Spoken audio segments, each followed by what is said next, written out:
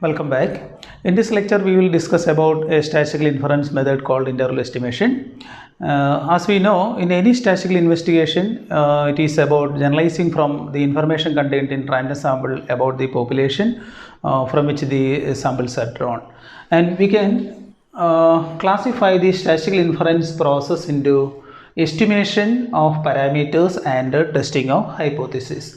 And this estimation can be again classified into point estimate and interval estimate. Point estimate and interval estimate.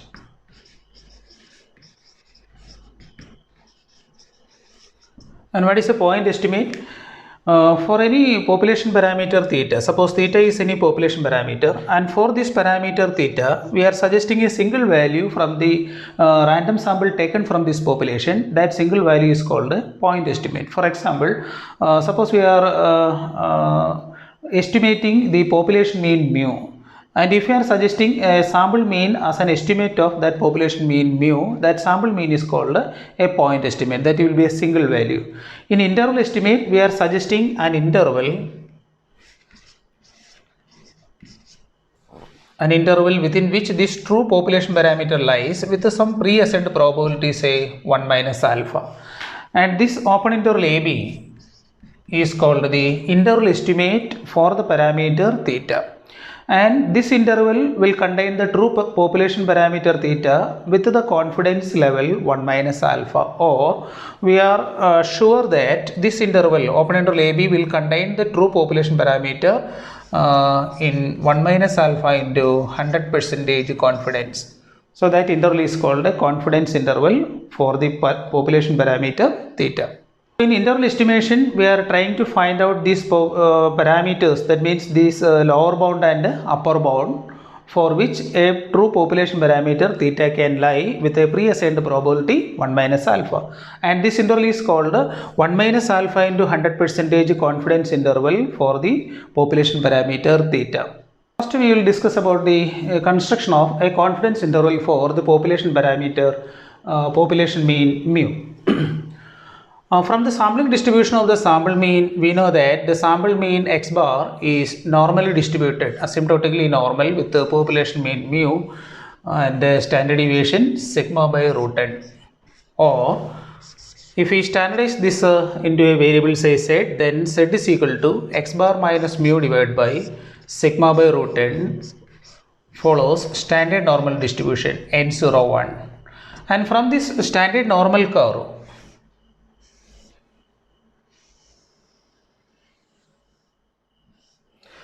from the standard normal curve, we are fixing two numbers, z alpha by 2 and minus z alpha by 2,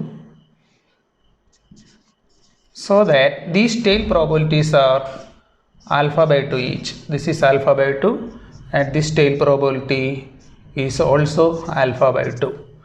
So the remaining portion, that means the unshaded portion, has probability 1 minus alpha.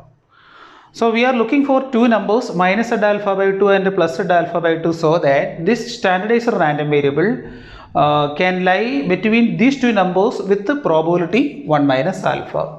So this can be written in statement as probability that minus z alpha by 2 less than this z, or x bar minus mu divided by sigma by root n less than z alpha by 2 is equal to 1 minus alpha.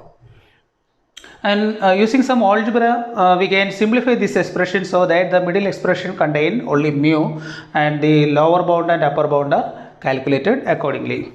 That is, minus z alpha by 2 less than x bar minus mu divided by sigma by root n less than z alpha by 2 implies, on cross multiplication we get minus z alpha by 2 into sigma by root n less than x bar minus mu less than z alpha by 2 into sigma by root n. Suppose we are multiplying throughout by the negative sign, so that our aim is to make this mu as a positive quantity. So after multiplication, this becomes z alpha by 2 into sigma by root n. So multiplication by negative sign reverses the inequality. So this becomes minus x bar plus mu, that will be greater than minus z alpha by 2 into sigma by root n, or adding the term plus x bar, that means x bar plus z alpha by 2 into sigma by root n, z alpha by 2 into sigma by root n greater than this mu greater than x bar minus z alpha by 2 into sigma by root n. So we can first write the lower bound. X bar minus z alpha by 2 into sigma by root n less than mu less than x bar plus z alpha by 2 into sigma by root n. So we have constructed an interval within which this mu can lie with the lower bound as x bar minus z alpha by 2 into sigma by root n and upper bound as x bar plus z alpha by 2 into sigma by root n with the probability 1 minus alpha. So we are 1 minus alpha into 100% confidence that this interval, what is the interval? The interval with the lower bound x bar minus z alpha by 2 into sigma by root n, comma, upper bound x bar plus z alpha by 2 into sigma by root n. This open interval will contain the true population mean mu with the probability, or with the confidence level, we can say the confidence level is 1 minus alpha into 100%. So these numbers x bar minus z alpha by 2 into sigma by root n and x bar plus z alpha by 2 into sigma by root n are called confidence limits. Now we can consider three different cases of construction of confidence interval. 1 minus alpha into 100% confidence interval, 1 minus alpha into 100% confidence interval for the population mean mu. See the case 1.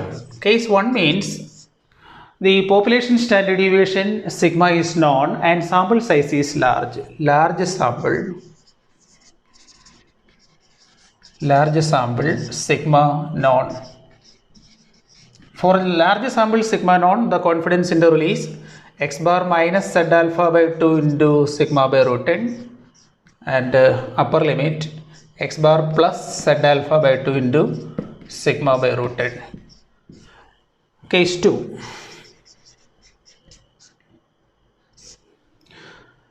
Large sample but sigma is unknown. For large sample with the sigma unknown, we can replace this sigma by the sample standard deviation S. So the confidence limits are, or confidence interval is x bar minus z alpha by 2 into S by root n. We are replacing population standard deviation by sample standard deviation, and x bar plus z alpha by 2 into S by root n. This is our case 2 and case 3.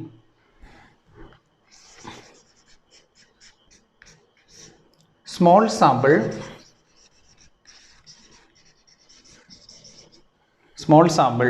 sigma unknown.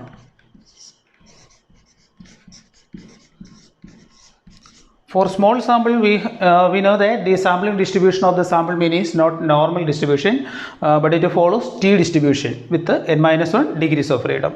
So instead of this z alpha by 2, we can have T alpha by 2, that is x bar minus T alpha by 2 into S by root n and upper limit x bar plus T alpha by 2 into S by root n, and the tabled numbers minus T alpha by 2 and plus T alpha by 2 are obtained from the T distribution table. So this tail probability is taken as alpha by 2. This is also alpha by 2, and this number is, this ordinate is plus T alpha by 2 and this is minus T alpha by 2. This is symmetric about T is equal to 0. And these two numbers, T alpha by 2 and minus T alpha by 2, can be obtained from T distribution table corresponding to different degrees of freedom. Here degrees of freedom nu is equal to n-1. So these are three different 1 minus alpha into 100% confidence interval for the population mean mu. Large sample sigma non, large sample sigma unknown, and in both the cases we can have the standard normal distribution. And case 3 for small sample sigma unknown, here we cannot apply the standard normal distribution, so we are using T distribution with the tabled numbers T alpha by 2. S is the sample variance and N is the sample size. Now for the confidence interval, x bar minus z alpha by 2 into sigma by root 10 and x bar plus z alpha by 2 into sigma by root 10. What are the numbers we require? We have a sample of size n. From the sample, we can compute the sample mean. Population standard deviation, suppose this is known, or otherwise we can replace, if sample size is large, we can replace this sigma by sample standard deviation.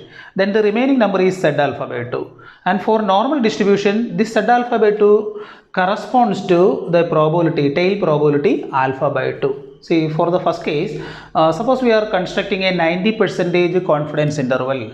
Then from standard normal table we can see that this number z alpha by 2 corresponds to 1.645. Let us see how this number is constructed.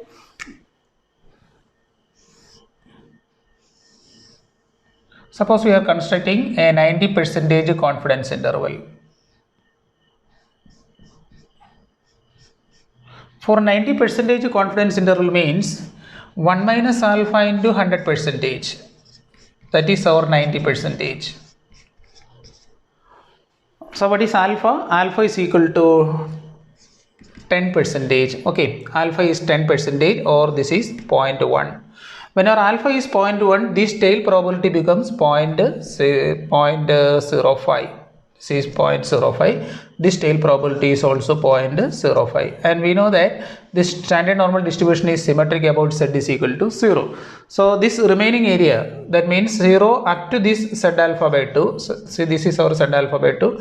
This is minus z alpha by 2. So 0 up to this z alpha by 2, we have the probability or the total area 0.5 minus this 0.05. So we have 0.45. 0.45. So from standard normal table we can compute an ordinate z alpha by 2 so that if the integration is starting from 0, the total area is 0.45. From standard normal table we can see that this ordinate must be 1.645. We can verify from standard normal table. So this number must be 1.645. Then only you can have the total area 0.45. So using that similar method we can construct or we can find out the ordinate z alpha by 2 corresponds to different confidence levels. That is 90%. For 90% from standard normal table, z alpha by 2 is 1.645. For 95% it is 1.96 and 99% it is 2.576. So you have to remember all these z alpha by 2, or from the direct computation we can calculate the values of z alpha by 2 from standard normal table for large sample. And if it is small sample, the corresponding numbers are T alpha by 2, and that numbers also can be computed in a similar way from the student's T distribution table. Another confidence interval is 1 minus alpha into 100% confidence interval for population variance sigma square. And we have from the sampling distribution of the sample variance, the chi-square variate, that is chi-square is equal to n minus 1 into s square by sigma square. This follows chi-square distribution with the n minus 1 degrees of freedom, or with the parameter nu is equal to n minus 1. So from this sampling distribution we can have the probability that n minus 1 s square divided by sigma square, or this chi-square variate lying between two ordinates. The ordinates are chi-square 1 minus alpha by 2 and chi-square alpha by 2. And we can see that the n minus 1 s square by sigma square term can lie between these two numbers with the probability 1 minus alpha, similar to the computation in 1 minus alpha 100% confidence interval for population mean mu. By applying algebra, we can also simplify this expression so that the middle term contains sigma square only. So first of all we have to take the reciprocal, that is chi square 1 minus alpha by 2 divided by n minus 1 s square less than 1 by sigma square less than chi square alpha by 2 divided by n minus 1 s square. So our aim is to place sigma square as the middle term. Here we have 1 by sigma square. So taking reciprocal, whenever we are taking reciprocal in the lower bound and upper bound, the inequality reverses, and finally we can have the confidence interval for the population variance sigma square as n minus 1 s square divided by chi square alpha by 2 less than sigma square less than n minus 1 s square divided by chi square 1 minus alpha by 2. So we can state the 1 minus alpha into 100% confidence interval for population variance sigma square as an open interval with the lower bound n minus 1 s square by chi square alpha by 2 and upper bound n minus 1 s square divided by chi square 1 minus alpha by 2. As before, we can compute these numbers chi square alpha by 2 and chi square 1 minus alpha by 2 corresponding to different degrees of freedom, and u is equal to n minus 1 from chi square table. So these are the different confidence interval for estimation of population parameter mu and sigma square. Thank you.